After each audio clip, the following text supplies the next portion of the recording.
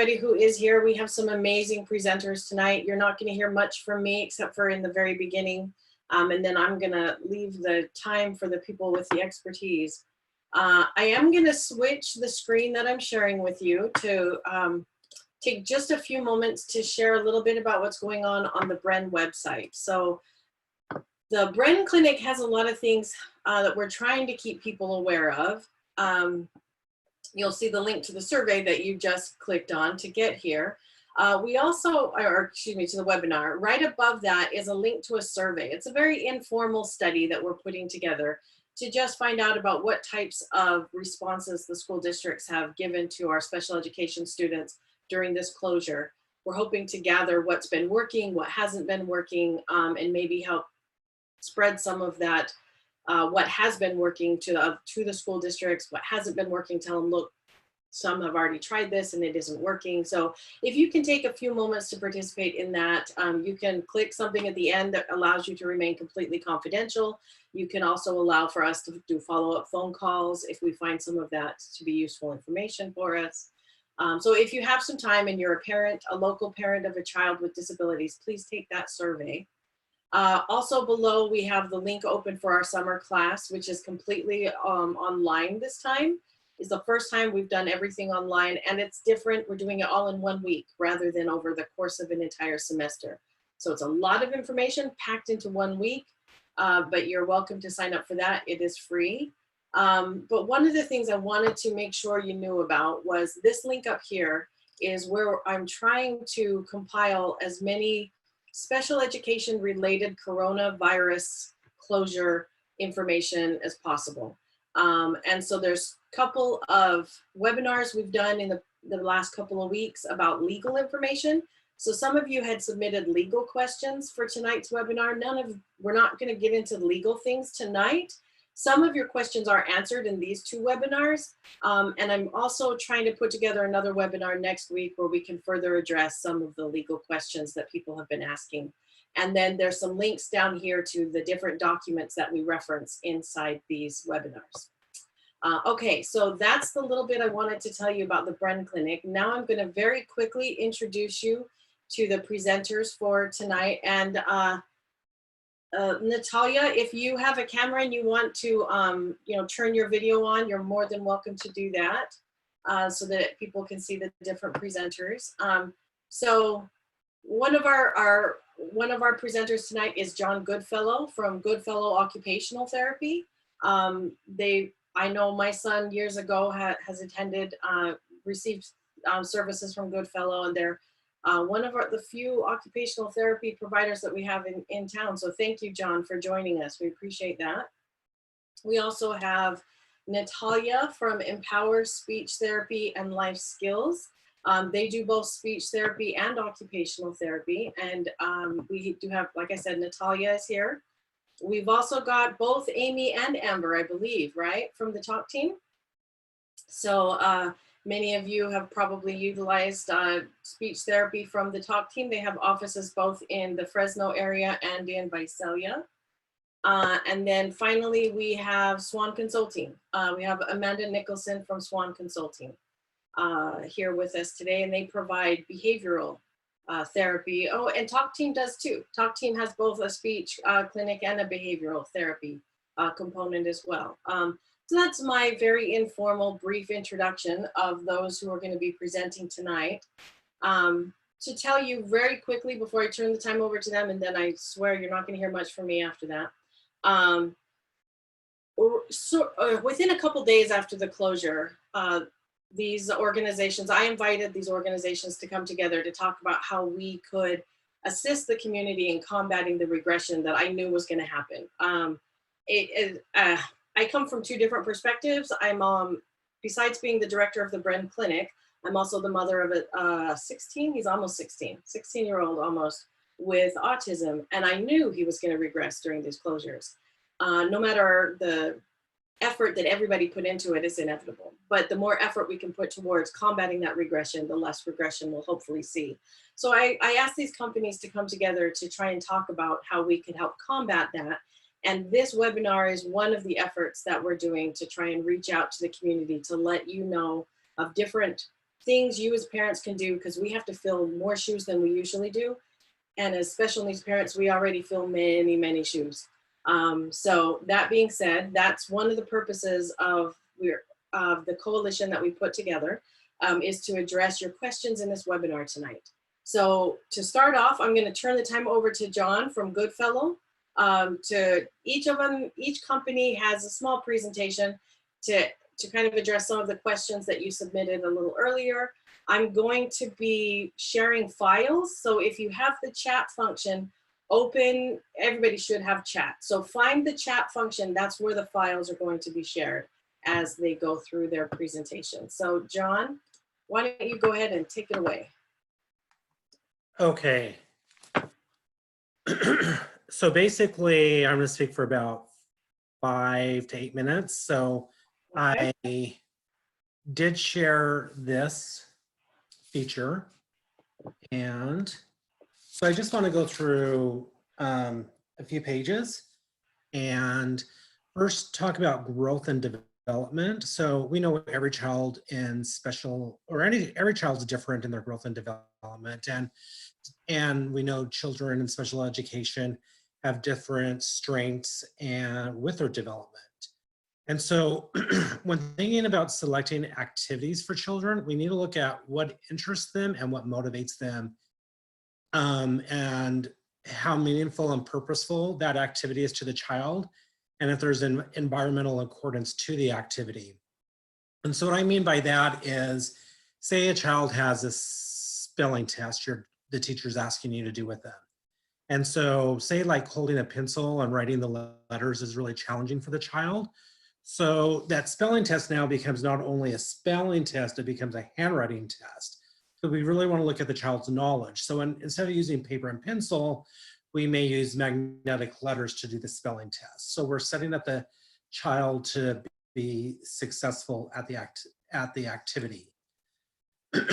Or say a child, we're working on independence to put on his shoes. And part of that is tying shoelaces, but say the child doesn't have the coordination to tie his shoelaces, we may look at using elastic shoelaces so he doesn't have to tie the shoelaces or Velcro. That would be another example of setting the activity of putting your shoes on independently so they can be independent putting on their shoes. We're just setting it up to make it easier for them. And so when we're working on sensory motor processing skills with kids, we often want to give children the opportunity to explore, because we really learn about our worlds about exploring. We often think about learning as sitting at a desk and doing paper pencil work, but we often learn by doing in our everyday environments. My niece just the other day, she took out her kids on a walk. They're all at home, and her and her husband gave their kids their cell phones and had the kids take pictures of that phone. And then when they got home, they looked up on the internet, like what kind of flowers they took pictures of. So they're using the exploring of their world to, get an interest of what flowers are.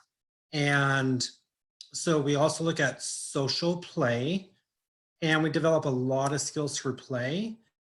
And so it's important to really learn to play, and because that's where we develop interest, that's where we develop two-way communication, that's where we understand maintaining personal space, all those type of things.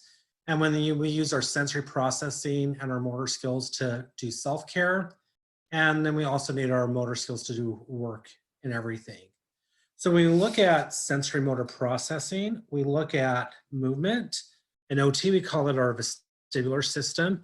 But in the kids we work, if you can scroll down a little bit, Jody, right there. So when we work with kids, some of your children may have these type of challenges. Some kids are fearful of movement, like they don't want to go on playground equipment or down a slide or sit on a swing. And there's kids who seek movement, but they seek movement to the point that they're disorganized. I always say these kids are like tornadoes. They go through and they tear apart a room, but they really didn't do anything purposeful with their play. They were just really disorganized. We have kids who have poor spatial awareness. like they fall out of their chairs, or they go on to sit down in a chair and they miss it and fall, or they're uncoordinated.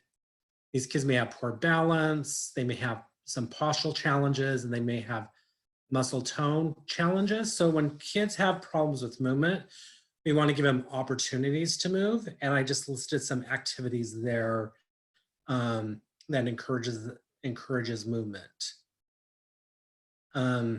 You know, one of the questions that we're answering today, that sometimes kids with autism can sometimes be sensory seekers, or not just children with autism. A lot of kids with different diagnoses can be sensory seekers. So one of the activities we like to do is like slow rhythmical activities.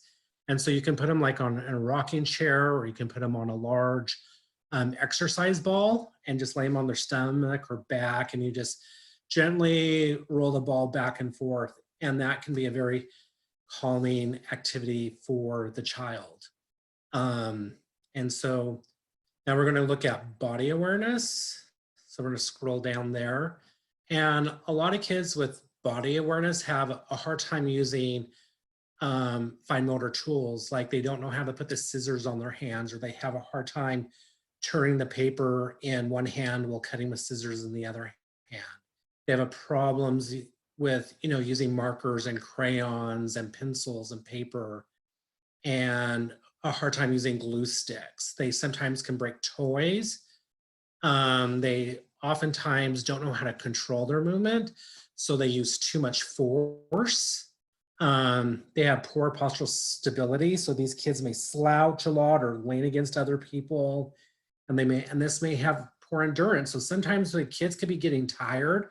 We're expecting them to sit in their chairs for long periods of time during academic time, and they may be getting restless. And a lot of that could be if you have low muscle tone and low decreased strength.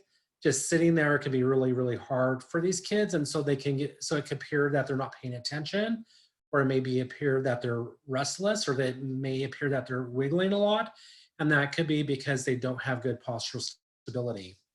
And with our poor fine motor coordination, we don't always know how to use our hands on objects.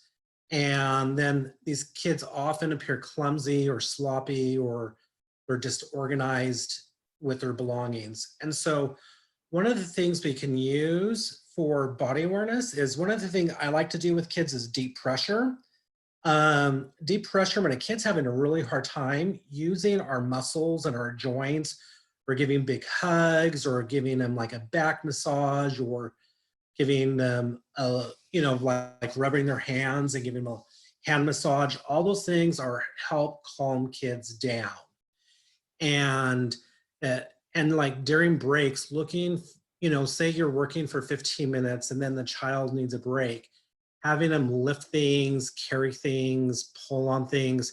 These are all ways we can use our muscles of our bodies that really help us calm down and help us organize ourselves.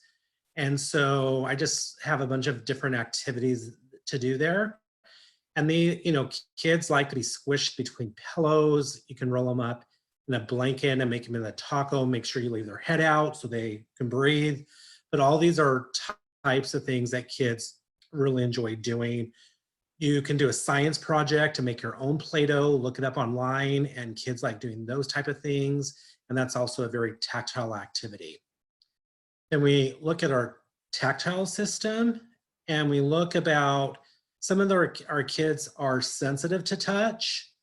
And so sometimes they're sensitive, so they may appear aggressive because they don't want you near them. So they try to push others away, and people may view that like they're misbehaving, but it could be that they're very sensitive and don't want to be near others. So they may avoid art and craft activities. They may dislike food, different types of things. And then you have kids on the opposite end of the spectrum that they really don't detect touch. So they really don't have they really can't tell the changes in temperature. Sometimes they can be self-abusive. Like we'll see kids who will hit themselves or pinch themselves or bite themselves because they're really not registering the pain most of us would feel. But just to look at our touch. You want to just do a lot of arts and crafts activities. Again, doing a lot of science experiments where you're using a lot of texture stuff with the kids, playing games like tag, and teaching them how to tag softly and those type of things. Then we look at motor planning. And so oftentimes our kids don't really know how to use their hands and their bodies. So we have to teach them how to do things. Like some things we're genetically programmed to do, like we're genetically programmed to walk. Most children without an orthopedic or neurological impairment, many times these kids will learn to walk, but other skills are learned, like getting dressed or feeding yourself or learning to write your name or using utensils to feed yourself. These are all skills that are learned. And so we want to work with our kids on, a lot of kids who have a hard time with motor planning have a hard time imitating, they have a hard time coming up with ideas, they have a hard time initiating what's expected of them. It's like sometimes you ask these kids, well, how do you do it? And they can't really come up with that idea or initiate an idea of how to do it. So fun things I like to do is like doing obstacle courses in the house. Like you can have them like crawl underneath the table, go behind the couch, while they put their toys into the toy box. And you can just do that over and over again because you're like, pick up that toy, go underneath the table, walk behind the couch, put it in the toy box. So you're teaching that repetitive 3-step sequence. So they're really having to think about each step. Doing imitation games like Simon Says, and playing follow the leader and making your body move in different places where you're playing follow the leader. Jumping with your legs together, apart, back and forth, just doing a lot of different movement patterns. And give like directions like touch your right hand to your left ear, you're teaching that, or reach over your head and touch your ear, or put your hands together, or put your hand on your elbow, teaching, modeling it while you say it and have them model those type of things. But I think what's most important for these kids is that you give them a lot of movement breaks during the day. So scroll down a little bit more. As an OT, we always talk about how important movement is, and we don't feel kids get enough movement during the day. And so parents often ask me, well, what can I do for my kid? Give me lots of ideas. And oftentimes, and it's hard to do now because the parks are closed, but I'll tell the parents, like, go in the backyard and dig a hole with a spoon and put the army guys in there, or go to the park and play outside, or go smell the flowers, just have the kids move, because just movement's important. They don't have to sit in the couch. They don't have to sit at a table and work. They can sit on their stomach while they're coloring, or they don't have to do the puzzle at the table. They can sit on the floor and do the puzzle, and you can scatter the pieces around the room so they have to crawl and get the different puzzle pieces.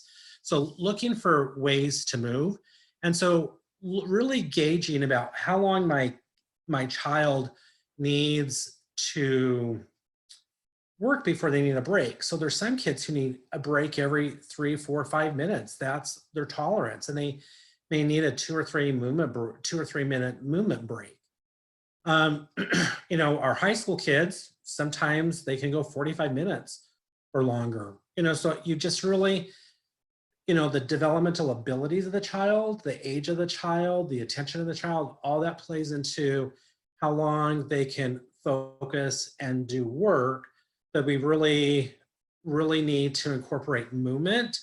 And when we do our online therapy, we're encouraging, because a lot of these kids, especially if the schools are going on to the online interventions or services, they're going to be a lot of time in front of the computer. So when you have their breaks, don't have them be on their, on their laptop or in front of the TV. Get them moving. So movement's really a lot of time. And when we give them breaks, give them choices. So some kids, they know exactly what they want to do, but some kids you have to ask, do you want to do this or that? So you're giving them choices.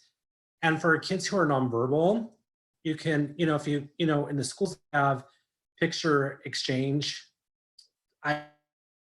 sometimes, but parents often don't have those. So you can take pictures of what some of their favorite activities are and maybe show them 2 or 3 pictures and have them pick which one they want to do. And I already talked about this. During breaks, don't offer TV or screen time as a break. Look for ways in which they're moving their bodies. And I don't want to overwhelm you, but I left a couple of my favorite websites that have a lot of different activities. So the Inspire Treehouse has fine motor, handwriting, visual motor, sensory motor activities. Learn Without Tears website. Since anyone's called me. A lot of free online. They usually charge for their programs, but through July 31st of this year, like their typing programs are free, some of their handwriting programs are free. So you can access those right now at this time. All right, thank you, John. I appreciate that. I always thought of OT as the fun therapy. I always say everybody loves the OTs because we're the most fun. It's very seldom we have a kid who doesn't like OT because OT is a lot of fun. So I just wanted to make sure everybody saw that I did post this as a file in the chat. So if you open the chat, you should be able to get this as a PDF file with the links to these websites and all of John's great ideas there.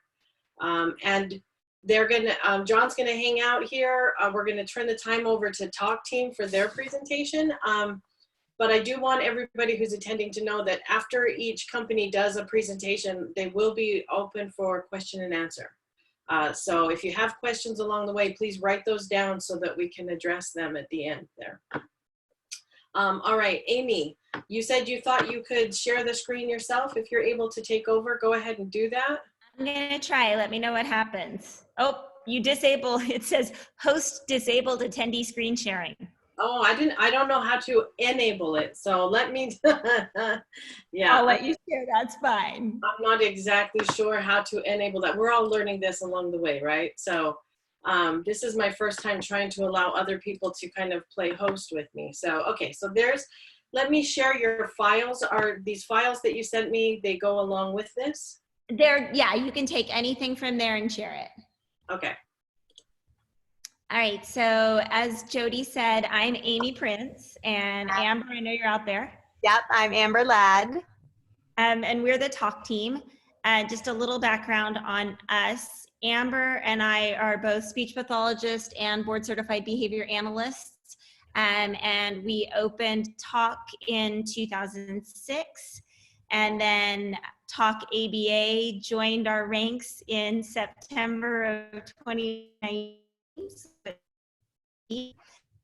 And biggest passion really is impacting kids through improving their social skills, their language skills, their behavior skills, any improvement we can get them. And so you can see on here, that's our team when we were actually allowed to be within 6 feet of each other. And I think both Amber and I miss a lot of those faces pretty badly right now. Mm-hmm. I just want to give them a shout out as well, because everything that was put into this presentation was a team effort with all of the therapists on our team to really provide what we think is the most useful and the most beneficial and functional for you at home right now. You can switch, Jody, thank you. For us, as we were putting this presentation together, I think the most important thing that we've hit over and over and over with our families is that right now you're doing hard things. And there's nothing about right now that's easy. If you're like me or Amber, you're trying to work a full-time job while being at home, and maybe you've got kiddos with significant needs. Maybe you've got kiddos who are neurotypical. You're trying to navigate their schooling and when you can get groceries and all of the other things. And so we just want everyone to remember that you're human and we're doing the best we can right now. And you don't have to be perfect. And so we want to give you ideas, but we also want you to give yourself grace. Mm-hmm. I think that's been our biggest message throughout this whole period is take grace for yourself and grace for everyone you're interacting with, because this is hard for everyone. Mm-hmm. And so we started out with 10 tips for survival, but we're speech therapists and we talk a lot and we do really well with language. And so you get 12 tips for survival bonuses. So our first one is take advantage of any services offered. Anything offered by anyone in your network, with the school that your child attends, any private practice that your child works with, anyone out there offering help and services, take advantage of it right now. We hear a lot of parents say, oh, my child won't do virtual sessions. Be surprised. We are seeing kids who are stepping up and exceeding. They are above and beyond anything we could have expected because we tried. And they're opting in and they're making progress and they're connecting. And so maybe you have to ask for modification. Maybe you have to say, I can do 15 minutes instead of 30. Or maybe you have to say, he's really good at 7:30 in the morning and that's when I want my session to happen. Don't be afraid to ask for it to change, but also don't write it off without trying. And when we say trying, we mean trying 3 or 4 times, not just once. I think too, recognizing in this that as a parent, you have so much power in this situation right now. And I think that we've found with our therapist moving into teletherapy and offering parent coaching at home, that parents are realizing that they have more skills and more ability to help their kids than they realized before. So know that it is scary, but all of us are here to empower you and to help you claim that power. Our second tip is just be flexible with where and when you work. I joke right now that I have 2 teenage sons and they are working on a vampire schedule. So they would like to sleep during the day and be awake at night. And if I ask them to do school at 8 a.m., it is going to be a mess. But if I ask them to do school around noon, we do okay. And that's what works. So don't be afraid to do it at a different time of day. Don't be afraid to switch your setting. Maybe tomorrow you do school out on the back patio, and maybe sometimes you sit under the table or you make a sheet for math time. It doesn't have to be at a table. Desks and chairs are not what makes learning happen. And I think John hit on this earlier when he was talking about incorporating movement. And I have found for my own kids, and mine are 7 and 8, and my 8-year-old learns best standing up, bouncing a ball against the wall. Drives me nuts, but he takes in everything that I say a lot better if he's up and moving around while we're doing it. Yeah, my 17-year-old was never a sitter. He's a stand and learn kid. He's going to be at a standing desk when he's got a job someday. He is not a sitter. And if I don't respect that, the results I get are not positive. Our third tip is just the idea of following your child's lead. It doesn't always have to look typical, but if your child likes something, use it. And this also goes with your teenager. If they have a strong interest, take that and shape it. Don't feel like you have to use traditional learning materials. Mm-hmm. And I think that fancy toys, we don't need anything fancy. You don't need the games and the materials that you see in your therapist's office. We find it a lot more functional to teach with the things that you already have in your house. So you can use all household items to play games or to work on functional skills. There's a lot of my kids homeschooling right now that is involving learning how to do the dishes and make breakfast and make lunch and sort laundry and put things away. And to me, that is a great functional life skill. Working in bite-sized chunks. We saw the question of how long do I need to work with my child? you need to, John even mentioned this, meet your child where they are. And if you're looking at working on language skills or motor skills, sometimes these things are really hard. And maybe you have to do 3 minutes 5 times a day throughout your week. Maybe you have to do 5 minutes twice a day. That's what you have to find. There's a sweet spot in there, but just because your speech therapist did an hour once a week, you don't have to do an hour once a week. And make a plan if you're feeling overwhelmed. Write a list of the 5 things you're going to do.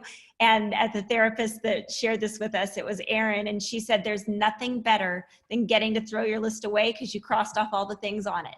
And your child's gonna feel that same way. Mm-hmm. We have a saying in our office, one hard thing at a time. And again, going back to what John was saying, a lot of the tasks that we work on incorporate multiple hard things, and we look at them as one skill that we're working on. But for a lot of our kids, that one skill involves 3 or 4 underlying skills. So pick one thing that's hard, work on it, move on to something fun, take those breaks, and realize that it doesn't need to look like school looked.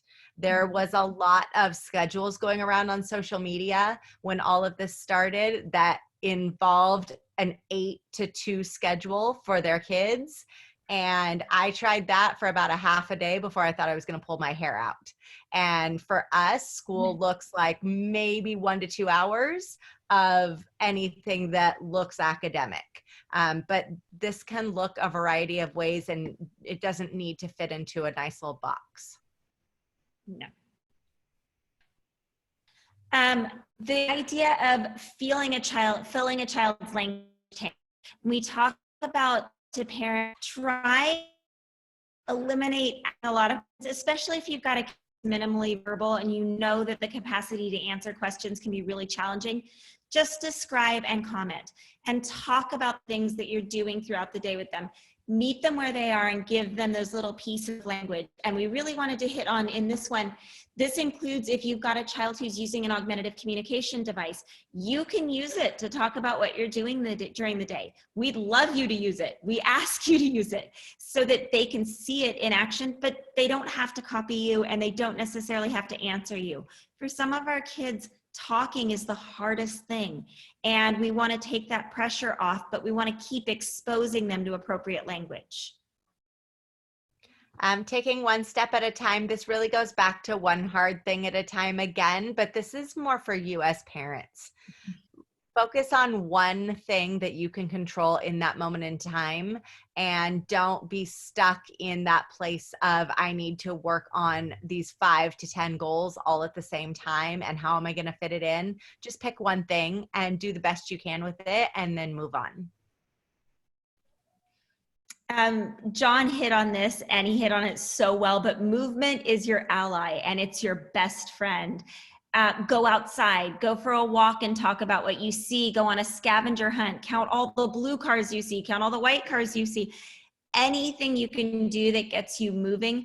I think kids sometimes forget they're learning when they're moving, and I think it's really, really good for them. You're able to get outside, everybody gets fresh air, and you get to build that language and that learning into something where they're completely engaged and thinking it's not even school. Mm-hmm.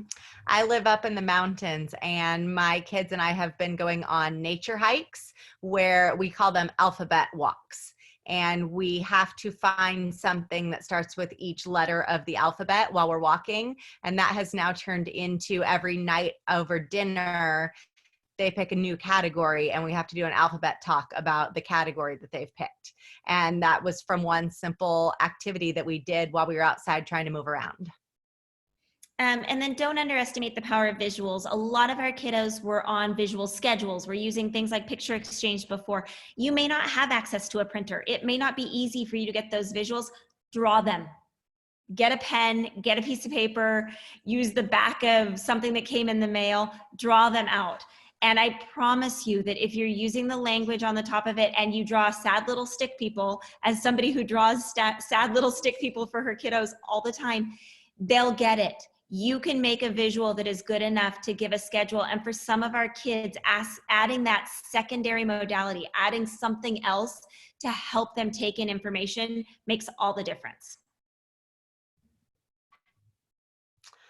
We talked about this a little bit before, but letting your kids help you with your everyday tasks, giving them pieces of jobs that you have to do, setting the table, emptying the dishwasher and learning how to sort the silverware, anything that gets them involved in what you're doing already not only works on that sequencing of the steps and gives your kids some power and some control over their piece of it, but it's a great time to narrate what you're doing and provide functional language with a functional activity.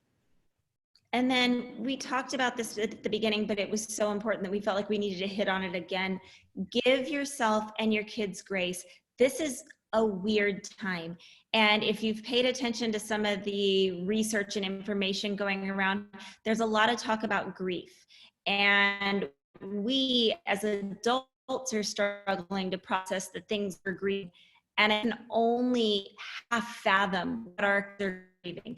Grieving and their teachers normal. It's okay to have a hard time. And I think that recognizing that and sometimes just putting aside the work and hugging and laughing together, finding joy where you can and accepting help where you can. Even in the smallest of things, giving yourself grace and recognizing that when you are in a good place, you're much more available to support your child. And I'm going to piggyback on that and add our 13th tip because, again, with the words, we just need to give more. But we have found it really, really successful when working with our kids to catch them being good.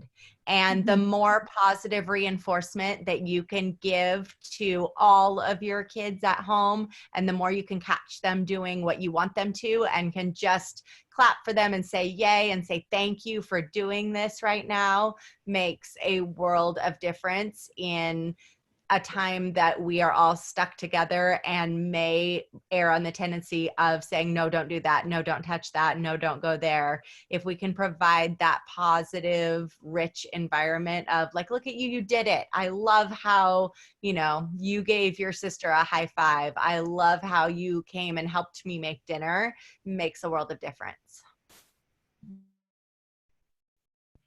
And then we put in some applications that are out there. People did ask about speech apps, and this is hard because we don't do a lot of applications. Some of the things we're using in virtual therapy, Epic Books is awesome. ABCia is a lot of fun. There's great games, PBS Kids. If you're working on sounds with a child, Mommy Speech Therapy is good. Books are also books. A lot of those are free to parents right now because of the schools being closed down. Go Noodle is a great way to get your kids moving. YouTube, and we included our own playlist for what we use in therapy. And then if you're struggling with schedule making, ChoiceWorks is an incredible application. There is a small cost to this one, but it is one that if you need to make schedules and choice boards for your child on an iPad, it's a great application for those kind of things. And then our last slide is just how to get to us. And if you come out of tonight and you have a specific question, we love to brainstorm. And given where we are in life, we are always willing to offer ideas and thoughts and try and come up with ways to support you. And then I know, Jody, you put in the handouts, we've got a speech handout that goes along with this. And then we have one specifically for teens and tweens, because anyone else who's navigating having your teens or tweens at home, I feel like it's a whole different ballgame. So that's good. This one matches our presentation and it has a lot of those same things and applications. And then the other one, Jody, if you'll open it. It's coming, I think. I have to do everything in a certain order. I did it in the wrong order. Here it comes. Here we go. Okay. This other one, I have to tell you, this one is near and dear to my heart because my children did plant a garden and they are cooking regularly because at this point, school is not 100% on our radar, but we're doing a lot of these life skills things. And so if you're a parent of a teenager and you're fighting these battles of what do we do with our time, here are some ideas. I can't promise you they'll be wonderful, but I can cross my fingers that they'll help out. I have noticed I've been wanting to teach Bren to unload the dishwasher for at least a year now. And we've been working on it for a week, and he did it all by himself today. So Yay! yeah, so I am finding, I noticed on your slide, you did say something about maybe you have time to do some of these things. I'm finding a little bit more time. So thank you. I think a lot of the things you shared were very insightful, very helpful. I'm going to turn the time over to Dr. Nicholson from Swan Consulting. And those of you who, if you aren't seeing the files, I am getting some chats from people saying they can't find the files. I'll put my email address out there at the end, and you're more than welcome to email me, and I can send out any of these files if you're not able to access them here tonight. Amanda, did you want to start with the 4 Ps or the 5 tricks? Let's start with the 4 Ps. Okay. Amy and Amber, that was fabulous as always. Thank you so much. So I've done 2 brief PowerPoints. One is 4 tips on behavior management, and the other is 5 tips on some teaching techniques. So I hope that these are quick and simple things to do. I hope it's not too repetitive also after 2 really great pieces of information from fellow professionals. So first of all, for behavior management specific, it's really hard to do these kinds of things when you're talking in the abstract and in a very general sense, because especially when it comes to behavior questions, it's really, the specifics matter, and the individual circumstance is very important. So what I'm offering here is very general, and I'm going to miss the mark for a lot of people because I don't have those specifics, but I do hope that these are sorry, I said the 3 Ps. I recently changed it to the 4 because I wanted to throw in an extra. But these are really good, solid principles that work across many situations, many different ages, many different individuals. So hopefully they land. So I have praise, the PREMAC principle, prompting, and I added planned ignoring. So advance the slide, thank you. So the first one is prompting, and all good, this is just second nature to good teachers and parents. You're probably doing it already, but there's a little bit of planning sometimes that you can involve as a parent. Some of the things that are second nature to us, sometimes we take for granted and then we forget about them. So if you can just bring this back to mind, that prompting, which is just a little bit of help. Also, because we've noticed someone be successful in a behavior before, we assume that they can do it, and we might withdraw the help. And in this circumstance, with so many things crazy right now, they might need a little bit of extra guidance. So go ahead and give the prompting. That's the first one. The second is, yeah, that's fine. The second is PREMAC principle. The PREMAC principle is like grandma's rule. It's first eat your peas, then you can have your ice cream. And this one works. PREMAC is the last name of the scientist who proved this principle in the lab as a behavioral principle. But anybody who's been around life long enough and has observed themselves or others knows that it just works. So this is how I get through my own day and how I also help my kids. So, you know, first we will do an hour of homework, and then we'll go take the dog for a walk or something that's a little bit more fun for them. So just ordering things like this, make sure that you're lining it up. Probably already do this, but it's a good thing to remember. Praise, and of course this is another one that seems like it's just second nature and common sense, but remember that it is the most powerful tool that we have. So the way we use praise is very, very important. And if, as a parent especially, we tend to give more attention to the things that catch us off, especially if you're working from home right now. So if you're trying to work from home and manage more than one child, you know, siblings are getting into it, and you have other things going on, your spouse has things as well, it can get very busy even as we're locked in the house together all day.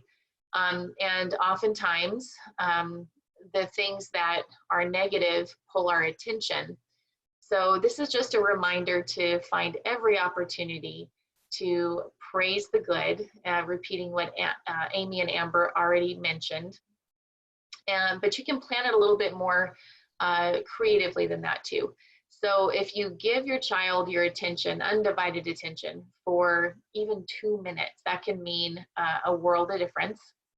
And have an arsenal, a toolbox ready to use for praise and for reinforcers or rewards, if you think of them like that. So if you think of lining up 2 or 3 really cool things that your child likes and will think are nice little treats during the day. This could be little things like a sticker, or maybe those pretend tattoos that you can water onto their hand, something of that nature. Or it could be a treat, an edible or something of that nature. And then you've got 3 that are in the kind of medium preferred category and 3 or 4 that are in the highly preferred category. And so you've got a range of things that you know are going to work well. This will really come in handy on the hard days when you have to pull from a little deeper. Nothing's working, nobody feels like working, you're tired for the day and you'd rather do something else. And if you really need to get something done, this will help. So anyway, just remember to pay attention to this principle that works the best of any of our principles. And our last one is planned ignoring. And planned ignoring is really about a reactive strategy. So the best part of behavior management is to prevent the behavior from occurring in the first place. If we notice the triggers, we notice the precursors to a behavior, and we're able to switch the course and avoid the negative behavior, that's best, because we prefer prevention over having to deal with the behavior as it occurs. So I haven't gone deep into what do you do when a behavior is exploding in front of you, mostly because it is such an individual kind of thing, and it's very difficult in this kind of format to address those kinds of questions. But I will also share my individual email, and also happy to brainstorm those things if you don't have another behavioral outlet. If you don't have another ABA outlet, I would be happy to give, to the degree that's possible, some advice on handling those sorts of things. So this is a little bit of a light coat over behavior management, but in this format, that's what I have to do. So the planned ignoring, though, is ignoring the little stuff.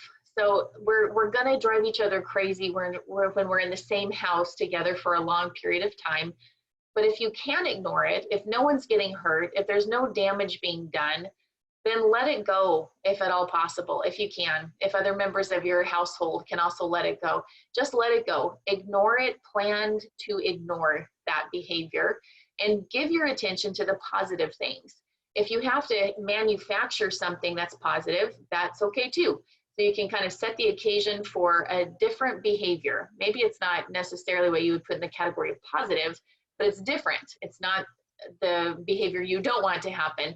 And you start by praising that, and then build some momentum and get them back on track. So that's the idea. Don't sweat the small stuff, in other words. So if it's possible to let it go, and give all of your attention to the positive and to the hard work, and see if that will help. Now, if you do go down the path of planned ignoring, I have a little note here. Make sure that you stick to your guns, because it's even worse to begin to ignore something, but then it drives you so crazy that you give in at the end. That sets up and we all are going to do that from time to time. So don't beat yourself up if that happens. But make sure that if it's something that you've decided, nope, this is important and I'm going to stick to it, if you can have a backup, another adult there, or make sure that you've got the bandwidth to really stick to it, that will help. So that's it for my behavior management, kind of a brief overview. And now we'll go to the 5 top techniques for teaching kids. So this is when you're in the middle of the academic session, or it may not even be necessarily academic, but just something that's productive and structured. So these are my top 5 techniques. There might be a repetition here. So the first one is building rapport. And as a parent, that might sound silly. This is really important for professionals and teachers. But even as a parent, what I mean about building rapport as a parent is to kind of take the temperature of what's going on in the moment. So check in with how your child is feeling. Are they ready to go that day, or are they super distracted and not feeling it at all? We've had each of those days in my own household as well. So kind of take the temperature and see what's going on. And then use non-contingent reinforcement is my ABA term for this. But really, it's just the idea that, you know, we're just in a bubble together, and no matter what happens, it's okay. And we love you, and we're here for you, and it's going to be fine. So this is what's in front of us. Now let's get going. And that's going to be more effective in many, many cases than the kind of a drill sergeant approach. So this is what we're going to do. Take the temperature of the situation, see how you can get the child going, what's going to work with your momentum, and then start. And our second one is, will you go ahead, Jody? I forgot the second one. Yeah, choices, good. Thanks so much. So John mentioned choices earlier. Choices is my most powerful tool. The only reason it's not number one is because building rapport happens first. But choices is, if I had to pick one technique, this is the number one technique I would pick, because you can do it for anything. And it's not a choice about, would you like to do your homework today or not? The choice is much smaller than that.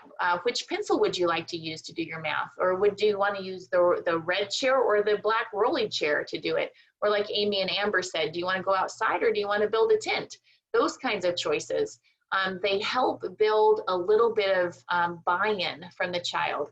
So as soon as the child makes a choice, and by child, it could mean a 3-year-old or a 23-year-old, it could be all over the place. But at the moment that someone initiates that choice, they're already buying in to the next instruction or the next invitation that you might offer them. So they're already participating with you. So it builds some momentum and builds a hook, which is really wonderful.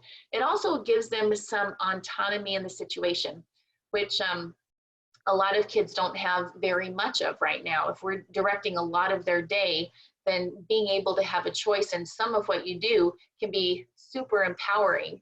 And even though they might not describe it that way in their own words, it's very powerful for them. So you can build the choices around everything. It can even be the slide that I have right here is a bit academic, but this could also be for getting ready for bed at night. Maybe it's not a choice if you brush your teeth, but you could choose your toothbrush, or you can brush your teeth for 30 seconds or 40 seconds, something as silly as that. Or maybe you choose which type of music you get to listen to while you're brushing your teeth. You see that it's infinite and it works beautifully. So that's my number one best tip. Number 3 is, there's my little slide on that. I could do an entire hour on choices, so I put down as much as I could on that. Number 3 is pacing. So if you are right in the middle of an academic session, and by academic, I just mean a structured teaching moment, make sure that your pacing is on point. So downtime is a killer. If we're expecting a child to sit down in a structured environment and do some work for a little while, if we have a moment in time where there's nothing going on, that could be a killer. So they're going to do something, right? What is that old saying that idle hands are the devil's playground, something of that nature. So if we don't have something prepared and ready to go, they'll probably figure out something else to do, and it may not be our preference. So let's keep the teaching situation as active as possible and ready to move from one thing to the other. It can be really challenging if you've got more than one child that you're trying to work with. So we could have backup activities, a coloring book or a puzzle or something preferably not technological, no iPads or phones in the moment. I think another presenter mentioned this earlier too, and I concur. It's really hard to shift attention from technology, unless it's learning technology, back to a more academic task. So I would save the video game or the Minecraft until after the teaching session is over, if that's possible. Pace yourself with stickers too. Stickers, M&Ms, little tiny treats. Number 4 is building behavioral momentum, and it kind of is rolling in some of the things that I said before. But if you're having a hard time getting going, may not be necessarily just with teaching. It could be with getting dressed in the morning or getting ready to get your shoes on to go out for your walk. It could be any element of your day that gets stuck. So if that occurs, then choose the tiniest piece or something that's really easy. Sometimes I do something totally off the wall that they're not expecting, like, would you just please go turn off the light? And they can turn off the light, that's easy enough. But once again, they've complied with that request, kind of like a choice. Once they've complied with that, they're already on the hook for your next request. So if I can start with something very small, would you please go throw that away? Would you hand me that cup? Thank you so much. And then they're on the hook for the next request, and we can build the momentum back into the next couple of requests. This is also a really good precursor to avoiding, if you're noticing precursors to a problem behavior or noticing some frustration that's mounting, this technique can help redirect and bring them back into a path where you can load on lots of positive reinforcement and bring them into another direction. So the idea is to get, it's almost like distracting them away from where you don't want them to go.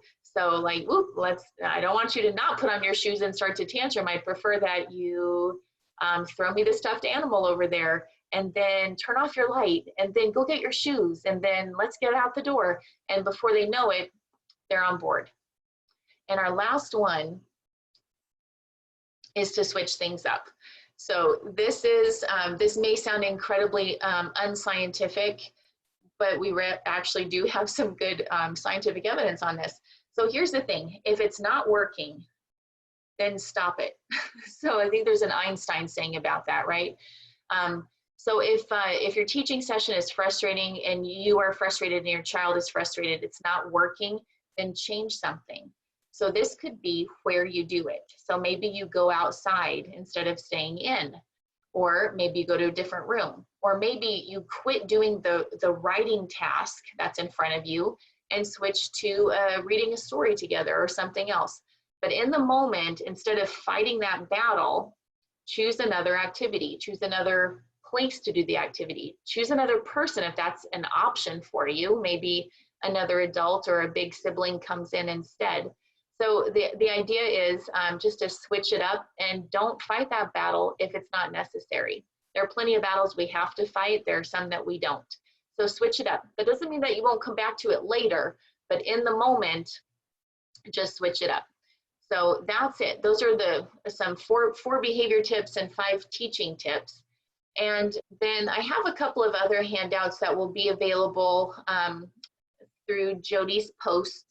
And also I will type my email into this website so you can email me directly as well. And another thing I'd like to encourage is a mindfulness exercise here that's up. This handout's available to you. And you'll see at the bottom of this handout the website that I pulled from. There it is, education.com. They have a lot of these kinds of handouts. I pulled this one because I really liked it in particular. But there are many different kinds of mindfulness exercises like this. Amy and Amber touched on this quite a bit, and I'm glad they did. And I want to touch on it as well. The stress that we are feeling right now as adults will translate, right? It will come across to kids. If we're worried about our job situation or our financial situation or just the whole thing in general, maybe you have family members, the news might be on in the background. There's lots of things that can happen here. The way that we handle this will be really important and will translate to our kids. So the mindfulness activities are really, really important for you as a person, because you can't be better than you already, let's see, let me try that again. The best I can be, if I am calm and well-rested and healthy and feel at peace, then I will be a better parent. I'll be able to convey that better to my kids. And if I'm not there in that space, it'll be really hard to fake it. So we need to take care of ourselves. You need to take care of yourself as a parent, as hard as that is to do. And part of this you can do with your kids, and part of it you can do on your own. Pardon me. So a little bit of just pausing in the moment will be very helpful for you. And if you can share this technique with your kids, it will be invaluable. So this little handout is about the present moment. It starts with just attending to what you see, smell, hear, taste. And so it's something you can do together. Doesn't necessarily have to be a verbal activity. They can point, they can interact, and they can just listen. So it's just an example of one thing. So I wanted to encourage that. It may seem as though the last thing on your list is you're trying to get through school and all the other things, but I think it's very important actually. And the next thing that Jody put up was a social story. I put a couple of links into social stories. I claimed that this one was written by Carol Gray. Now I see I might have made the wrong link. Still a nice one, but I'll send another link as well. There's a bunch of things online if you look. So this is going with some of the explaining how, what's happening right now, trying to communicate this to our children. A lot of good things online right now. This is one, and I'm gonna send another link too. So that's it for me, guys. Thank you so much, and thanks for being a part of this and being part of our community together. Thank you all so much. Now, I did say we're going to open this up for question and answer, and we're going to do that now. I do want to point out, we did have our 4 companies that are present here chiming in to answer the questions that were pre-submitted. So I'll make this available as well. And they gave some great ideas and pointers and techniques to answer those questions that, like I said, the ones that were pre-submitted before the before we started the webinar. Does anybody, you're more than welcome to unmute yourself by clicking on the microphone symbol. Sometimes it's in the bottom left-hand corner, sometimes it's in the top, but it's a old-fashioned looking microphone that's white. So you can click on that and unmute yourself if you have a question, or you can type it in the chat. But this would be your opportunity to speak to our presenters, who are the best professionals, in my opinion, that we have in our area. So if you have any specific questions, please ask them now.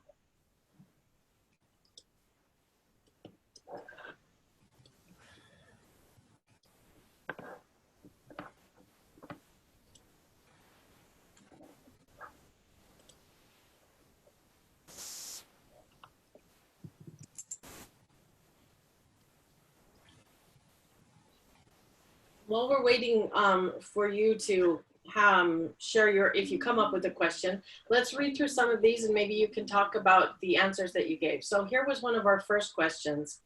How many hours a day should be dedicated to school curriculum so that kids don't get overwhelmed? And I'm gonna add in there so that parents don't get overwhelmed too.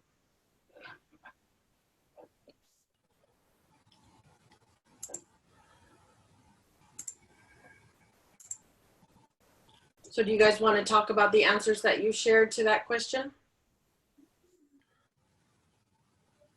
This is Amy. I can absolutely talk about one of the things. I mean, the same thing we hit on our presentation is the number of hours are going to be very dependent on your child and on you and on what life can do without making you both very stressed.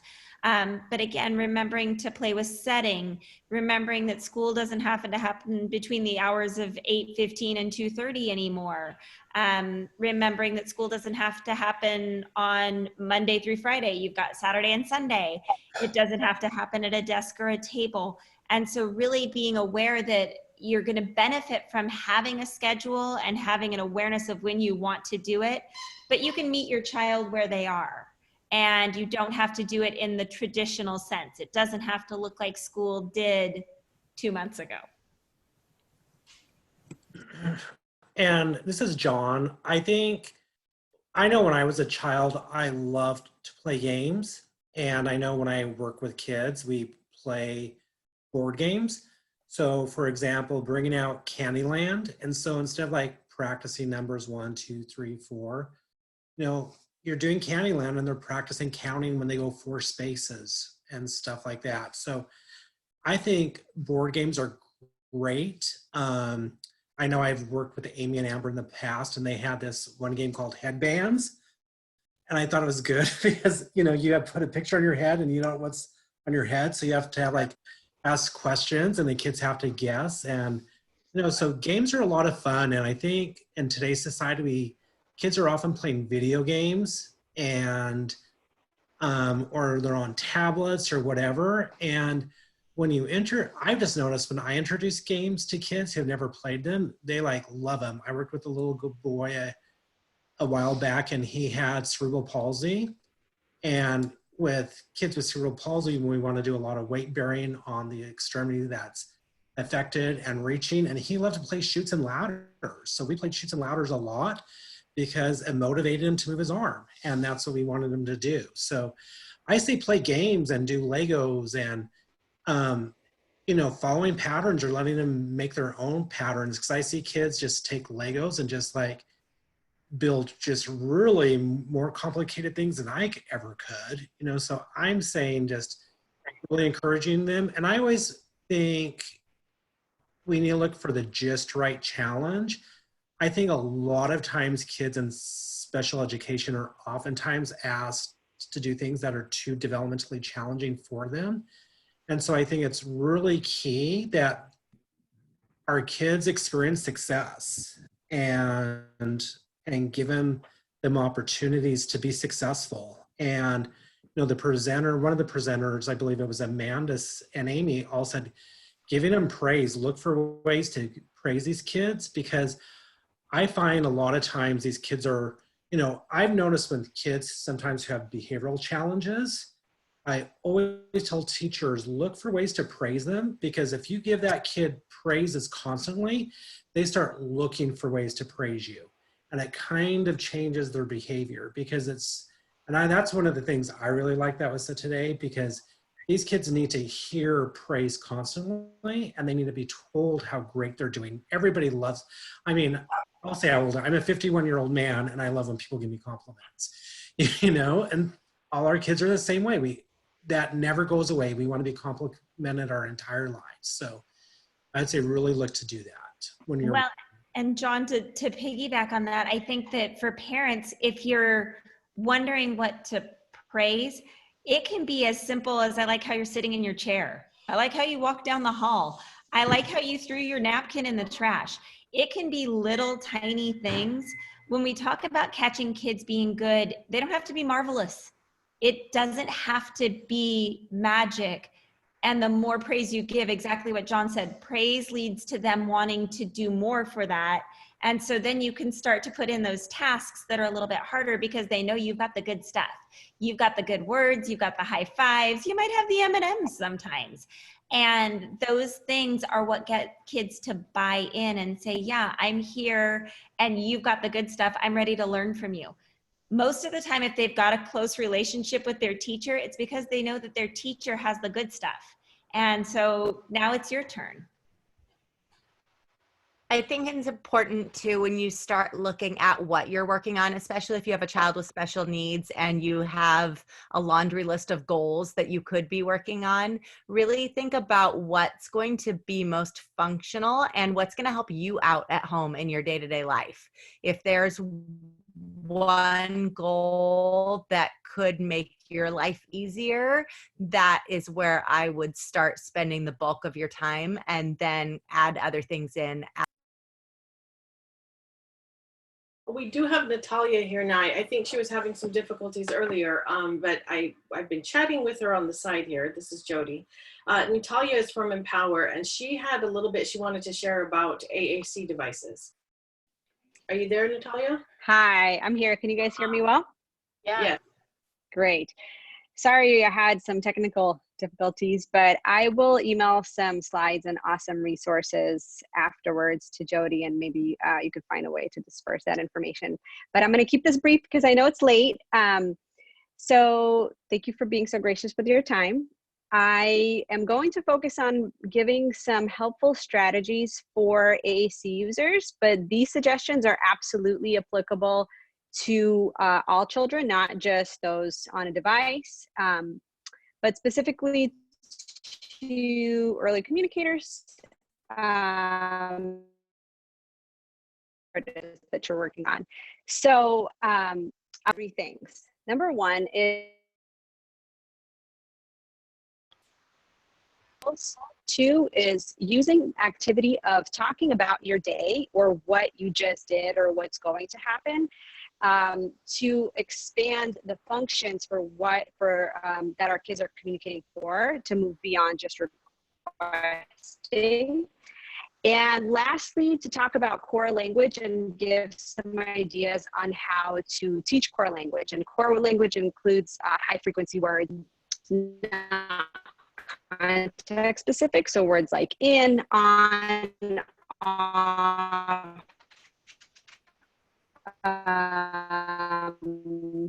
UI. So number one, identifying opportunities to work on functional communication skills. Similar to what Amber just said, you know, think about your day and think about where are the communication breakdowns happening, areas to work on. So I'm going to give a few examples. So let's say your child has difficulty letting you know what they want.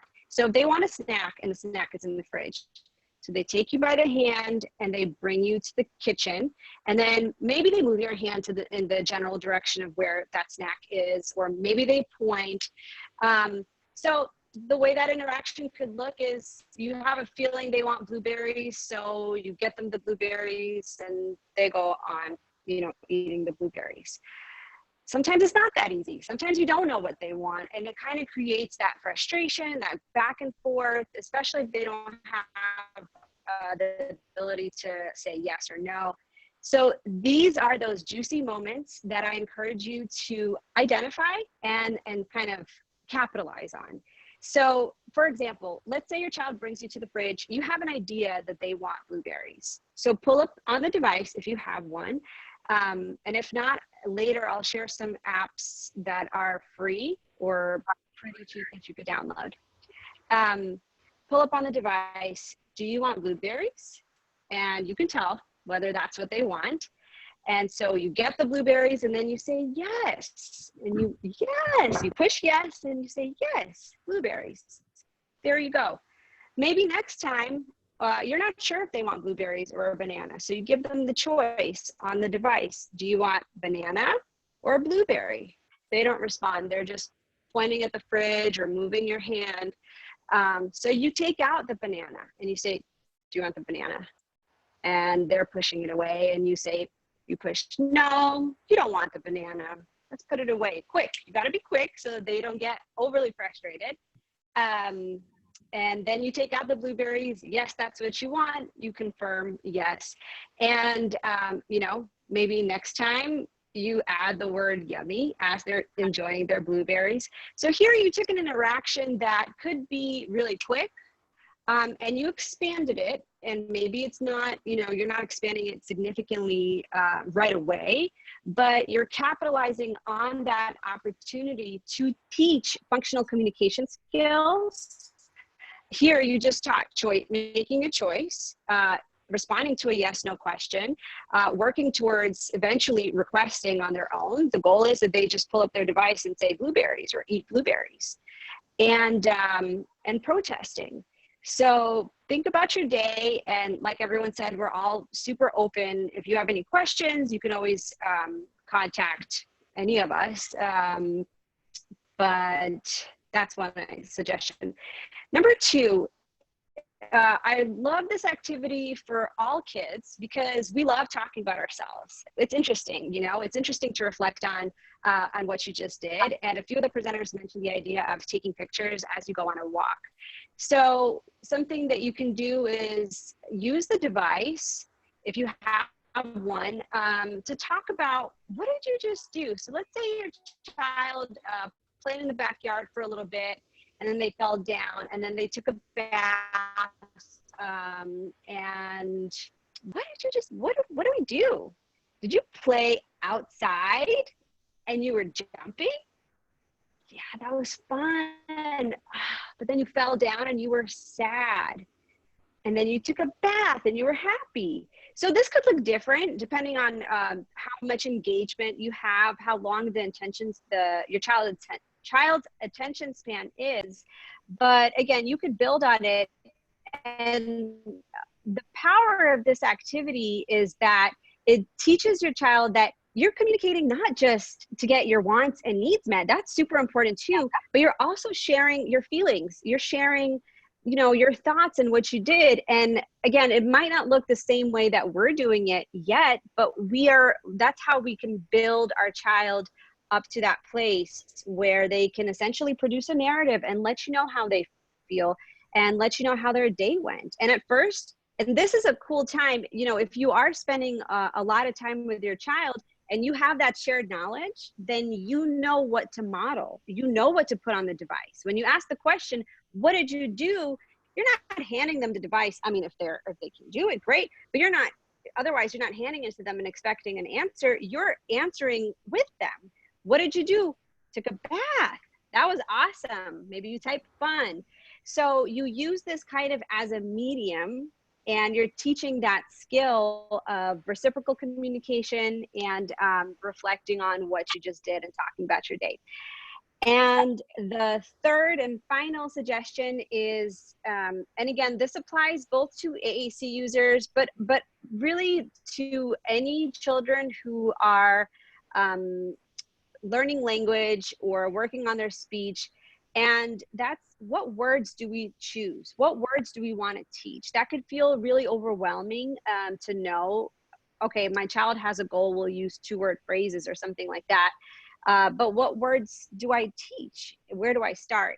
And I'll provide some resources on core language, but core language is a list of words that are very, that are high frequency words. We use them all the time. Some of them are nouns, but a lot of them are prepositions, pronouns. So words like I, you, go, it, eat, in, on, and these could seem a little bit overwhelming to teach, especially with a device, because it's a lot easier to teach something concrete like a banana. You show a banana and there's a picture of the banana and the two look the same. And so kids, even those kids who struggle with symbolic representation, that's kind of easy, right? But words like get or do or in, you know, depending on the system that you're using, those symbols are pretty abstract. But the fun thing is you teach it just like language, because it is language. You teach it in context. So for example, you know, choose a routine where it's, most routines are chaotic, but where it's a little bit less chaotic, and you can have the device with you, and you know, you can think, what words can I use? So if we're doing, if it's breakfast time, and you give them a choice, do you want cereal or bagel, and they choose bagel, then you can practice the word get. All right, let's get the bagel. And don't be afraid to repeat. The same goes for AAC or just language. Be repetitive, be super repetitive, where it's kind of funny at first, then you stop noticing it. But should we get? Let's get the bagel. Let's get it. You get it. And last thing I want to say is, as you're doing this, as much as possible, encourage your child to press that button too, if you're able to get that. Same thing with a verbal production. If you're teaching the word get, it's a powerful word, right? Get this, get that. You could use that across many different contexts, or like something like off. You could get something off the. If possible, try to get them to imitate, because them kind of running it through their own body helps it to stick a little bit faster. I always say imitation is the bridge between not doing something and doing something independently.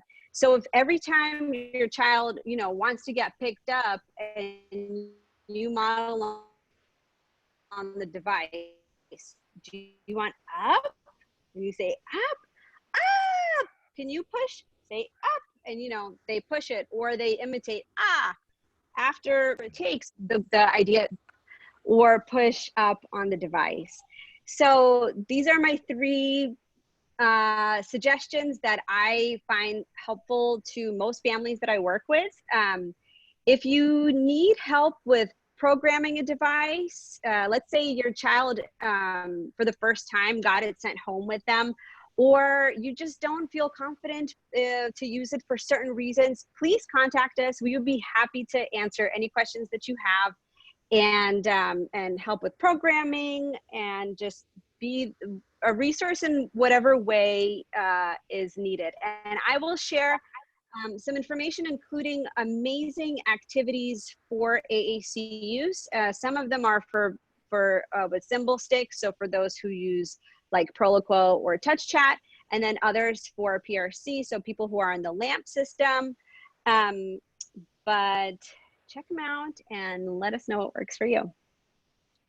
Thank you so much, Natalia, and everybody who presented. One of the things I absolutely love about this group is their passion.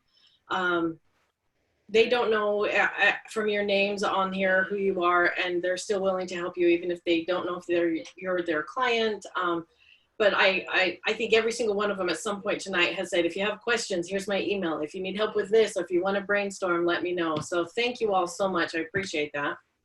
I did see that B. Liberta, Jamie M., I think, and Jaylyn had typed some questions in. These were more legal type of questions. And so what I wanted to do was show you a resource. That is not necessarily what we're talking about tonight. But I did want to show you on the Bren website. If you go to sjcl.edu, click on Bren in the top right-hand corner, it gets you to our website. If you click on this link here, the coronavirus resources, what we've done is about a week or two ago, I can't remember exactly how long, the Bren Clinic did another webinar, and it was a discussion between myself and 2 other members of the legal field who either have children with disabilities or practice special education law. And we discussed what we think how the laws will apply during these closures. Now, fair warning, it is all speculation because we're in uncharted legal territory here. We have no precedent to turn to know exactly how the courts will interpret all of this. But many of your questions will have at least partial answers in these videos. So this top one is the one I'm referring to that I think will answer most of your questions about things about how to get compensatory education when all this is over, and things like that, like when schools are back up. There was a question about that. And to the question about how can we see if our child can be retained, that's going to be an individual case-by-case basis. So these are also things that you can contact me and we can set up a private consultation that I can kind of learn more about your situation and maybe give you some advice.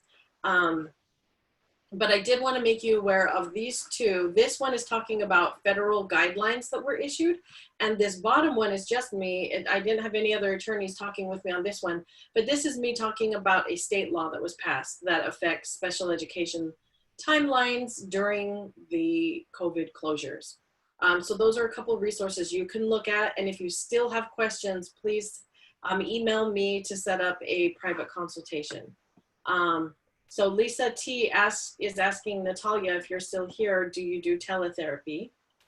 And I do want to encourage everybody, look through the Zoom. So Natalia, if you're still here and you'd like to answer that. Hey, we do provide teletherapy, and you can either call us or go to our website and fill out a form for a free consultation, and we'd be happy to set that up via Zoom. And I believe this is your website, right? empowercv.com? Yes. Okay, so there's Natalia's website, yes, or Empower's website, which is the company Natalia's with. So it is almost 9 o'clock.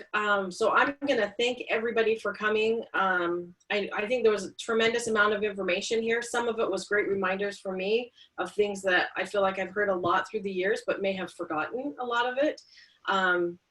And I do want to encourage everybody to take it easy on yourself. We don't have to recreate their entire school day. I do want to echo that. I'm calling myself successful if my son does 5-minute exercises throughout the day, which is a total of 25 minutes of school. But I'm calling it when we do that. Cha-ching, huh? Thanks, Arthur. So anyway, thank you all for coming. If you have further questions, I will stay here. I don't know how many of our presenters can, but you're welcome to type them in. I know in the chat section, many of them shared their email address. I encourage all of you, I did share mine. Please send me an email if you weren't able to access the files for some reason. And I also know Natalia was going to send me some more information that I can email out. So if you want to make sure you're getting that information, send me an email, jhoward@sjcl.edu. It's also in the chat section, and I'll make sure you get those files. And Talk Team just shared theirs. I echo what B. Liberta is saying. This was very helpful. Thank you all very much. I am going to try and make this recording available on our website as well. So if there's something you want to go back and review and hear again, or if you've got a friend who was unable to make it and they'd like to hear it, check back on the Bren website within the next day or two, and hopefully it will be there. Is there anything else before we call it a night? Hi, Jody. Hi, Amanda. Good to see you. How you been? Good to see you, Arthur. Are you staying healthy? Yeah, it's really good. Great to see you. Oh, yes. I know 2 people who think they had the virus, but one's almost over it. So it's Okay. scary. Yeah, it's scary. That's good to hear, though. Yeah. I'm so glad to see you tonight. Thank you, Jody, so much for this. Thank you. Thank you, everybody, for jumping in, and wash your hands and have a good night. Hi, Jody. Tell everyone I said hi. And I don't know if I meant. Yeah. When it's safe to go back to the clinic, I'd be willing to share my life story with autism. That offer still stands. That would be great. Yeah. Okay. Stay Bye, well, Arthur. and I'll Bye, talk to you Jody. later. Good night. Good night. Okay.